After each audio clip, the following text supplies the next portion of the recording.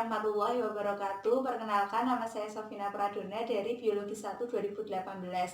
Di sini saya akan melakukan praktikum genetika, yaitu pengujian kesetimbangan hukum Hardy-Weinberg.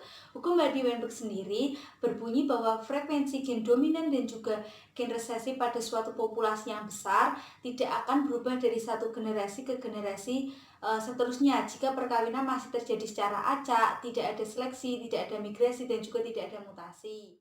Adapun tujuan dari praktikum ini yaitu untuk mempelajari dan memahami hukum Hardy-Weinberg dan juga untuk menguji kesetimbangan hukum Hardy-Weinberg dan juga untuk menghitung frekuensi alel dan juga frekuensi genotipnya. Kemudian ada alat-alat yang dibutuhkan yaitu alat tulis, yaitu kertas dan juga pulpen. Kemudian ada dua warna kertas. Yang biru ini sebagai alel dominan yang diberi simbol A besar, dan juga di sini dan juga membutuhkan kertas berwarna putih sebagai alel resesif yang diberi simbol A kecil, dan juga kita menggunakan dua wadah sebagai wadah jantan, dan juga kita memasukkan alel dominan ini yang diberi simbol A besar sebanyak 30 ke wadah.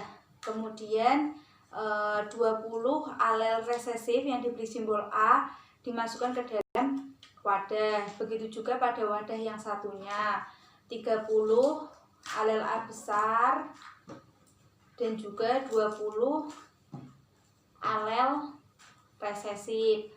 Kemudian kita aduk, kita kocok sampai tercampur. Pertama, kita anggap sebagai jantan, yang kiri sebagai betina. Kemudian kita mengambilnya secara acak. Kita mengambil satu dari tempat jantan dan satu dari tempat betina. Kemudian kita melihat genotip yang dihasilkannya seperti ini. Kemudian kita mencatatnya di kertas. Kita melakukan persilangan ini 2 kali hingga kita mendapatkan genotip, sehingga kita mendapatkan genotip sebanyak 100.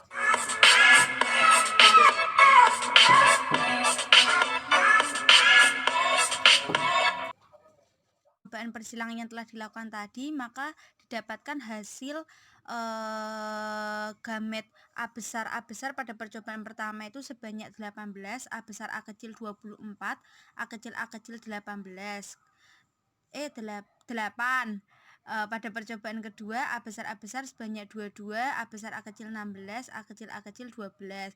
Kemudian dari kedua hasil gamet yang dihasilkan dari 2 kali percobaan tadi, kita dapat menentukan frekuensi dari genotipnya, yaitu pada genotip A besar itu mendapatkan hasil frekuensinya 40%, A besar A kecil frekuensi genotipnya 40%, A kecil 20%. Kemudian dari total jumlah genotip yang dihasilkan tadi dapat digunakan untuk menghitung frekuensi alelnya. Pada frekuensi alel A besar kita mendapatkan hasil 0,6, dan pada frekuensi alel A kecil mendapatkan 0,4. Kemudian dari nilai frekuensi alel tersebut kita dapat menentukan nilai X kuadrat. Nanti kita menentukan nilai X kuadrat dari nilai yang kita hitung tadi dapat digunakan untuk nantinya kita menghitung X kuadrat hitungnya. Jadi X kuadrat hitungnya ini itu nanti kita buat menentukan apakah hasil praktikum kita itu udah sesuai dengan hukum Hardy-Weinberg atau belum. Jadi kita menghitung nilai X kuadratnya itu menggunakan uji chi-square. Jadi dari dua alel tadi, frekuensi alel tadi, kita mendapatkan hasil X kuadratnya itu 3,20. Kemudian kita X kuadrat tabelnya kita menggunakan 3,84. Kita menggunakan 3,84 itu kita lihat tabel tabel yang ada di buku praktikum ini kita menggunakan tingkat ketelitiannya itu 95% dan tingkat ketidakpastiannya 0,5.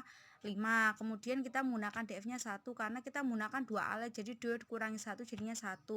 Jadi hasilnya yang kita dapat itu X kuadrat hitung lebih kecil dari X kuadrat tabel, yaitu 3,2 lebih kecil dari 3,84. Hal ini berarti HO-nya diterima. Jadi hasil praktikum yang kita lakukan itu udah sesuai dengan hukum Hardy-Weinberg.